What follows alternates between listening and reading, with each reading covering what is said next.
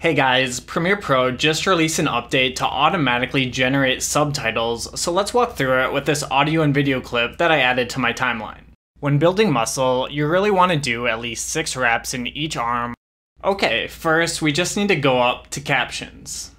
Then in here, click Transcribe Sequence. I'm just going to use the default settings, but it's worth pointing out that there's an option to caption only audio clips with the dialogue tag, as well as a drop-down option to caption only certain audio tracks. But anyway, once you're ready to caption your audio, just click Transcribe.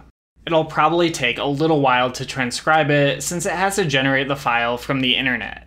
Once it's done, just click Create Captions to add them to your timeline. Unless you know what you're doing, the default settings are fine here, so I'll just click Create. Okay, and there are perfectly added subtitles to my video. When building muscle, you really want to do at least 6 reps. Of course, you can double-click any of these captions and edit them if it messed something up or you just want to change how much text is on each line. To change your subtitles appearance, just drag to select all the subtitle clips on the timeline, which will automatically open up the Essential Graphics panel. In here, you can format your text however you want. To keep this brief, I'll just change the font of my text. Once you're happy with how your subtitles look, you can either go back to the text panel and click the ellipsis, which will give you an option to export the subtitles as a CRT file.